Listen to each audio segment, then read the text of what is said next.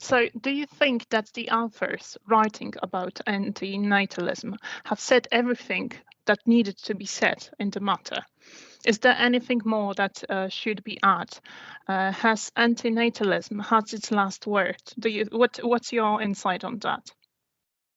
I think one's never said everything that needs to be said, because invariably there are going to be people who have questions and objections, and they're always going to be in their individualized form. And so one might need to then reply to the specific question or concern or objection that somebody has. So it's possible to give an initial presentation of an argument, but I don't think the last word has ever been said. Yeah, but since you think that discussion is still going strong, do you think that are there things in your works that you would like to adjust in a way, change something, add, remove, and has your perspective, both personal and scientific, on the matter has changed? On this topic, I have not changed my views. There are a few topics that I have changed my views on, but not on these questions regarding antinatalism. And I don't think there's anything major that I would have done differently. The one issue that in Better Never to Have Been, I used pleasures and pains as exemplars of good things and bad things. I was quite clear in the book that I was using them just as exemplars.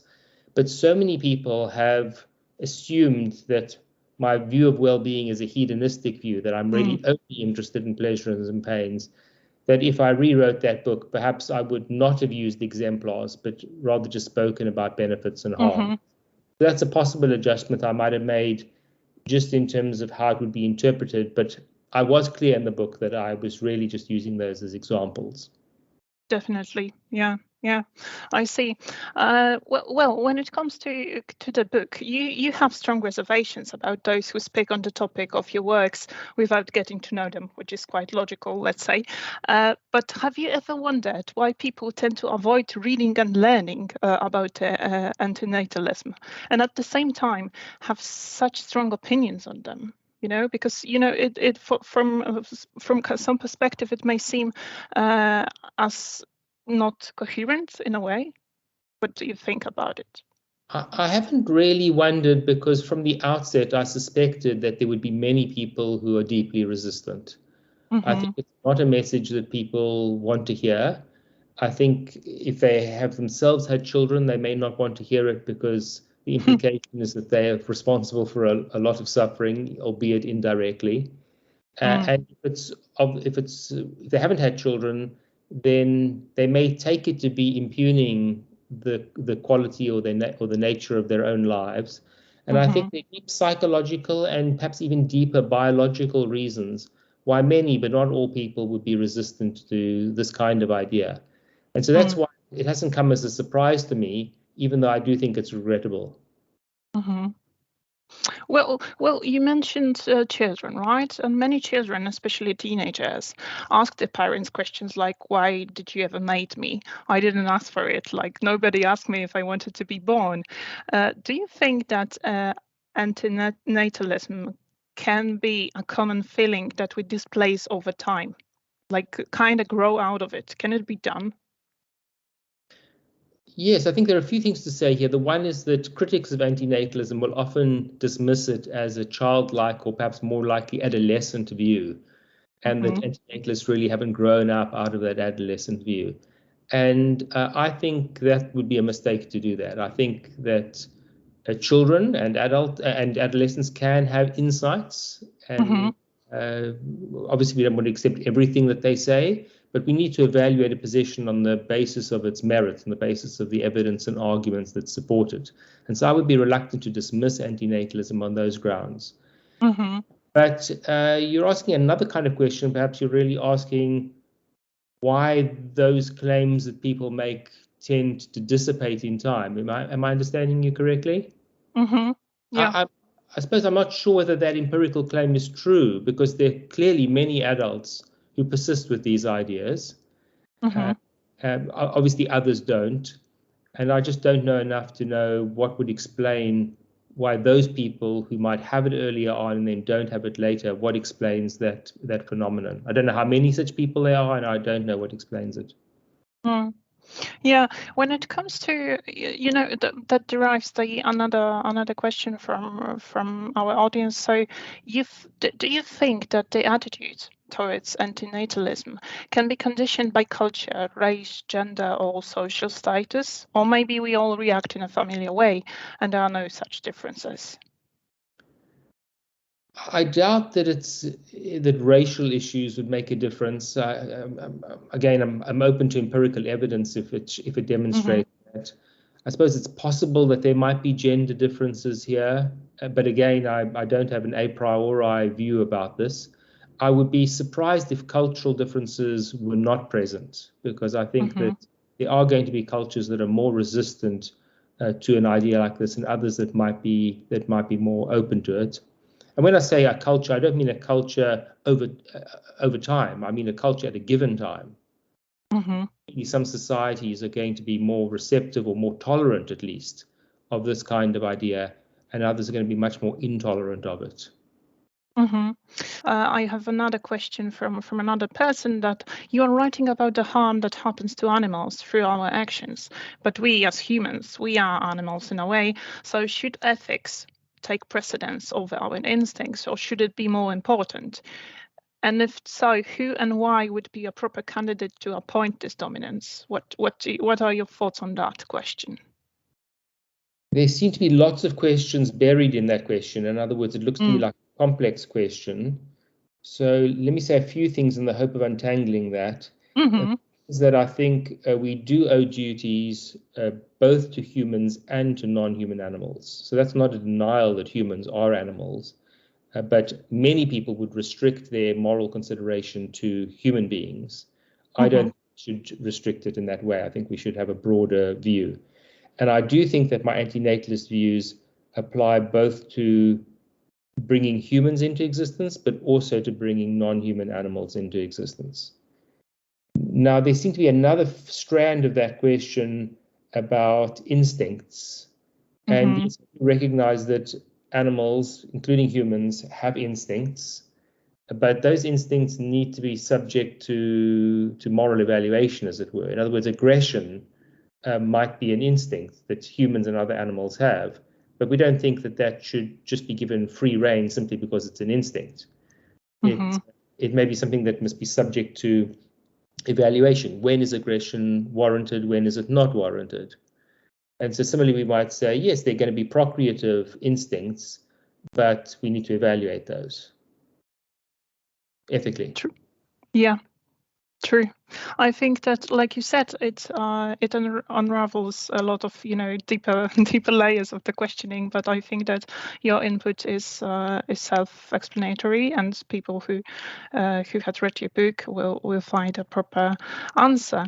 Moving on, some of our readers would like to know your opinion on ideas to turn antinatalist philosophy into social practice on a wider scale. So do you know of any well-implemented projects that has successfully entered our daily life? For example, considering such a complex thing as the pension system? Yes, so again, I think there are a few things to say here. Obviously, there are a variety of interventions one can make at a public policy level. And in general, I would like to bring about antinatalist ends in a way that is compatible with people's exercising their freedom, in part because I just don't think it's going to be successful otherwise, and I don't believe in imposing on people where there's a contestation of ideas. It's a recipe for disaster. But one obvious area is the provision of contraception to people who want contraception. So if you think around the world, there are many countries. Africa is one continent where there are many countries where people would like access to contraception and they don't have it. So just facilitating that, enabling that, is going to reduce population. There have been other countries that have very successfully reduced population. Iran is an interesting example. Within a short space of time, they reduced the birth rate from quite high to quite low, a series of public interventions. And I don't believe, as far as I know, that those were coercive ones. China was an example of a more coercive policy, and I think that was quite damaging in many ways. So I'm certainly not in favor of forcing people to have abortions and things of that kind. I think it's just too dangerous to get into that kind of territory. But I would also add that antinatalism is not a zero-sum game in the sense that either nobody is reproducing or everybody's reproducing. So every individual that desists from reproduction is preventing a great deal of suffering. And so what I wouldn't want is people to be demoralized by the fact that we can't bring about zero population through non-procreation, because there'll always be some procreators. As long as there's some people who are not procreating, we're doing something in the right direction. Sure. We are introducing the translation in Poland, and as we know, Poland is a country recognized as religious, Catholic one. There is another question asking, what is your attitude towards religion in general and towards Catholicism and atheism in particular? Do you think any of the religion favor anti-natalist concepts? Well, as I indicated in the book, very briefly, just as a kind of gesture, I do think that there are anti-natalist strands in a wide range of religions, including in Catholicism. If you think about priests not being allowed and nuns not being allowed to have sex, so and therefore not to reproduce, there are categories of people for whom this is an ideal within the Catholic tradition, but obviously that's not a view that's applied to everybody. But I point out there are certainly strands of Christian thinking, Jewish thinking that are anti-natalist. They're not dominant strands. So that's the one question. So where does anti-natalism really fall within religion? And then another is a broader question about religion. And I tend to, my own view is that the sort of central claims of the monotheistic and other religions are not true. But that doesn't make me hostile to religion, because I think that religion can do a lot of positive things. And I think that people can derive a lot of meaning from religion and from religious practices. And in fact, there are some people who don't believe and yet engage in religious practices for other kinds of reasons, not for theistic reasons. So what I would not want to put this down to is a divide between religious and non-religious people, or between people who dismiss religion and people who embrace religion. As with many things, I think this is a much more complex story. Well, when it comes to the religion, sometimes it is considered as a field for some kind of fear. And that guides us through another question that states that Ernest Becker writes in the Pulitzer Prize-winning book, The Denial of Death, that our entire existence is overfilled with the fear of death. So if we had eliminated death from the equation, or even the fear of it itself, would the anti-natalists' arguments still have such a strong foundation, so good reasoning? I think they would, because death is just among the evils that we face once we come into existence. It's an important one and a big one, but there are fates worse than death, as I've noted at various points. So this is the predicament that we're in. This is another book of mine, The Human Predicament. Life is bad, but so is death. And so once we come into existence, we're caught really between the travails and the sufferings of life and then the harm of death. And that's a real predicament to be in. And it's a predicament that is entirely avoided if you don't bring somebody into existence in the first place. And so that's really just another anti-natalist argument. Wanting to reverse the previous questions a bit, it might seem that the more pessimistic we are, the more we don't want to have children. So should we fight psychotherapy to keep people pessimistic or even depressed? So that way they wouldn't bear children. After all, depression itself is treated by many as a state of rational, healthy view of reality. Should we live in an illusion, deceive ourselves, derive only pleasure from life, be hedonistic? Again, lots of complex issues there. And I think part of the problem is that we can't titrate the exact dose of reality that prevents people from having children and avoids the deepest miseries of life. If we could prescribe a pill that enabled people to be on exactly the right path, as it were, that would be wonderful. But that's not the reality that we're in. So we have existing people some of those people are suffering deep psychic trauma, and we need to be able to bring relief to those people. Now, it's not my sense that when people are treated in those ways that they now become manic and unduly optimistic. What tends to happen is that their psychological suffering really just gets somewhat ameliorated. So it's not clear to me that we drive people into the hands of delusions, at least on a large scale. What we're really doing is ameliorating or mitigating their psychic discomfort, their psychic suffering. But again, it's a tightrope, and this is something that I do speak about in The Human Predicament, because we don't want too much optimism, because it's going to reproduce the human predicament. But at the same time, there is such a thing as too much pessimism. You can have too bleak a view of the quality and the meaning of human life, and that would also be a mistake. And I think that there are many people who are suffering from mental illness, including some forms of depression, that have an overly negative view. In other words, just they think, for example, that it's not possible to have any meaning in their life. And in The Human Predicament, I argue, no, you can get some. It's very limited, but there is some, and it's worthwhile. If you can, for example, prevent the suffering of people around you, that can give meaning to your life. It's not cosmic meaning, but it's still worthwhile doing, given the impact that you're having on the people around you. Yeah, what you're saying is, I'm really happy to hear that, because you are implementing that the more answers could be found in your work. So I agree with that. Maybe that would be the great idea, to reach out for them and seek for the answers ourselves.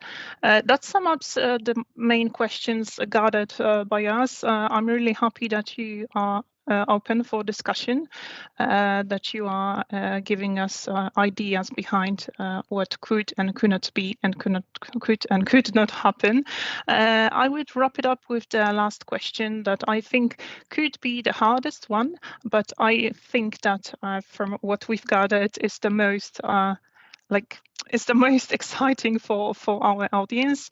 If you could elaborate a little bit more on your anonymity. We ask as a publisher as well, because publishing such literature is often associated with all sorts of problems, perhaps even a straightforward danger. So how does that work for you? What can we learn from you? What would you say is the best and the worst thing about it? I'm not sure I'm understanding the question. You're asking me about my anonymity. Yeah, like the fact that you are not, we cannot see you on the internet, right? We would like to get a brief imagination of how do you look, or we know that you are a professor, right? So you have to be present in a particular manner. But other than that, we are not able to find you, like your pictures, or get the idea behind who. If we would cross you on the street, we would probably have to guess whether it's you or not, it's not you. Yes, so there's some interpretations of your question that really require personal disclosures, and that would be incompatible with my preference just for privacy. Of course. But there is another component to your question, and that is that I think there's often a tendency for people to try to understand the person rather than to engage the arguments and ideas. And in fact, there's a well-known fallacy, which is called the ad hominem fallacy, where you attack the person and you think that by attacking the person who's advancing the argument, you thereby undermine the argument. And that is a fallacious way of thinking. It's a mistaken way of thinking. And so I think one benefit of my preference for privacy and anonymity is that it forces people to focus on the arguments. And that's what I would really like. The arguments should stand or fall on their merits, and I encourage people to read them and evaluate them themselves. Yeah. I think we have still a lot to learn from all your experiences and your knowledge on that matter. that wraps it up. Thank you very much for your words, for your insights. As a farewell, I would like to officially inform you that as a publisher, we are in the process of purchasing rights to your next book, The Second Sexism. So we will be very pleased to work with your text again. And I'm sure that the readers will consider it as a valuable addition to what we presented for them for now on. So yeah, that's the good news. I really hope that we will be able to catch each other in the future, have another little talk. I don't know whether you had any technical questions for me. I'm here to answer them probably, if you would have anything to add from your side. Maybe something you would like to share with your audience here in Poland. We are going to prepare a little treat for them on the event, so you have the chance right now to say a few words for them. Well, I just want to thank you for your interest and your organization for the interest in publishing this book and for interest in translating other books as well. I'm very pleased and gratified to hear that. And I hope that the book will receive a wide audience within Poland. And I thank all the Polish readers who will read the book for their interest in it. Thank you very much.